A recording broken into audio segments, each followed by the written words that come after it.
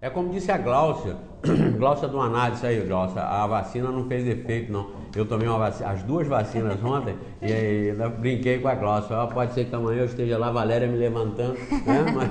mas não deu reação nenhuma. Não podem tomar as vacinas tranquilamente, que nem saem de lá gripado, como muita gente pensa, toma vacina com o vírus da gripe, então sai de lá gripado. Não, vocês saem de lá imunizados, ou seja, com o vírus num estado tal que ele vai provocar uma reação do organismo contra a doença sem que ele se transforme na própria doença. Então não deixem de tomar a vacina contra H1N1, aqueles que estão enquadrados, no caso eu estou, e a vacina normal de gripe, principalmente as pessoas que já passaram aí dos 50, como eu, não deixem de tomar a vacina. Façam uso disso porque isso facilita a vida. Nós estamos num mundo mais evoluído. Antigamente morria-se de gripe, morria-se de sarampo, de catapora, morria-se de tuberculose, uma opção de coisas que hoje já não se morre pela evolução da tecnologia, da ciência, dos conhecimentos humanos. É a mesma tese que eu uso para mostrar que a ideia sobre Deus também tem que evoluir para ela ser tão benéfica quanto as vacinas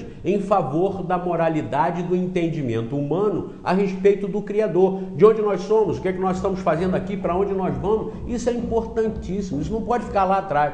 As pessoas, inclusive, que ficam lá atrás nesses entendimentos sobre Deus, eles não ficam lá atrás com relação às vacinas e fazem muito bem.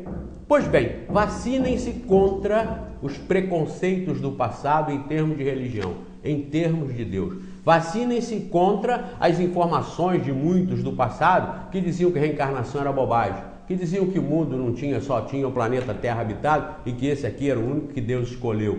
Vacinem-se contra isso e terão os mesmos benefícios de não ficarem doentes, adoentados, como assim proporciona a imunidade de quem toma as vacinas. Então, o Espiritismo é também uma vacina contra o fanatismo, contra preconceitos, contra a fé cega. O Espiritismo é uma vacina contra isso tudo. Usem esta maravilha em termos de religião, em termos de doutrina transformadora da nossa moralidade, do nosso entendimento sobre as regras do universo, sobre Deus, e com certeza terão muitos benefícios em relação às próprias almas. Eu tenho uma senhora que tocou para cá também, dizendo que ela está assistindo, mas eu não falei o que é o Espiritismo. É porque eu tenho falado de tantas formas que as pessoas muitas vezes, enquanto estão no telefone, eu estou explicando. Eu disse que o Espiritismo é a terceira revelação de Deus para a humanidade, foi ditado pelos Espíritos superiores, está consolidado no Livro dos Espíritos,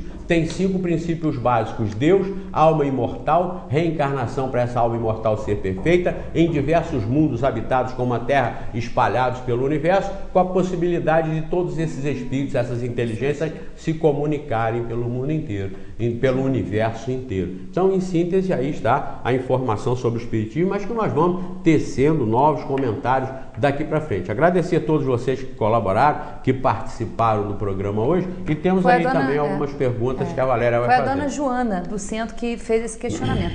E a gente tem um e-mail aqui, quer dizer, na verdade, 2 e-mails perguntando sobre o mesmo assunto. Um é do Rodrigo Reis, que diz que ao assistir seus programas na TV e na rádio, passou a acreditar na doutrina espírita por ser lógica. E do César também um questionamento, e eles falam sobre uma reportagem, já tem um tempinho, que foi sobre a criogenia, que foi aí uma reportagem que passou no Fantástico.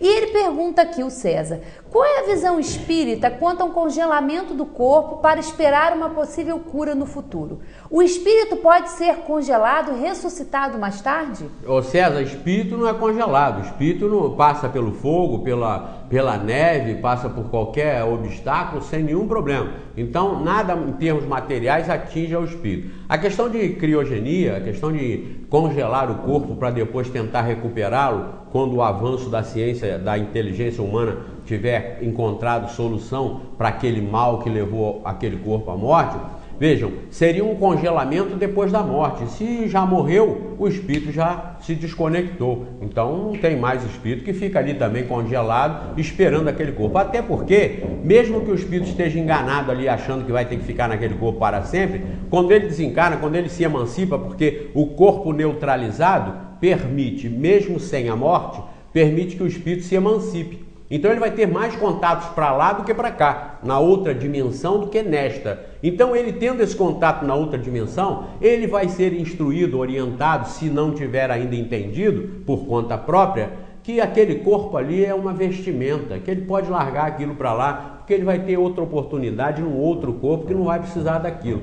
Então, se o congelamento é feito depois que o corpo morre, e eu acredito, eu não tenho muitas informações sobre, mas é provável, porque ninguém vai se congelar vivo. O sujeito quer aproveitar até o último momentinho. E se antes de congelar, para congelar vivo, e se antes 10 minutos achassem a cura para o problema dele e ele já estaria congelado? Seria um risco. Então, se o congelamento é quando o indivíduo morre, clinicamente morto, congela, então ele já aproveita e sai, porque ele vai ter essa sensatez de entender ou de ser orientado pelos espíritos amigos, pelo próprio anjo da guarda dele, como diz a Elizabeth Kubler-Ross, o Raymond Moody, que aparece depois da morte uma luz que acalma e tranquiliza o espírito no momento da passagem.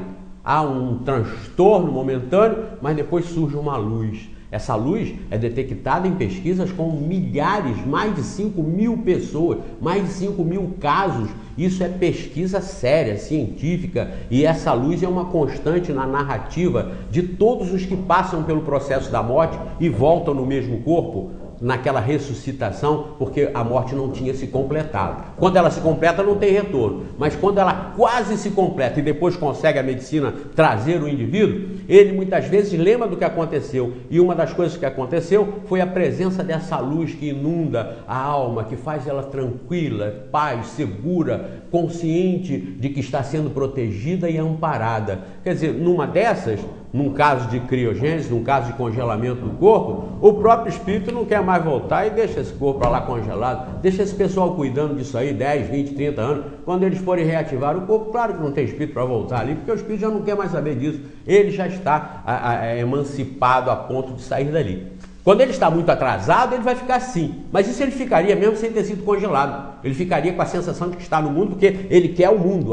o cofre dele, a riqueza dele, está tudo aqui. Então ele fica aqui perturbado. É a sua perturbação mental que o faz ficar agarrado.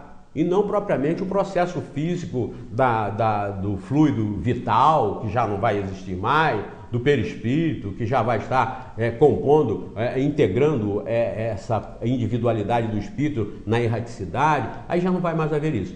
Então, o espírito não fica congelado e normalmente não vai voltar para o corpo. Agora, nada é impossível em termos científicos, porque desde que a ciência mantenha a vida ou recobre a vida, o processo permanece. O que a ciência faz é reproduzir os processos naturais.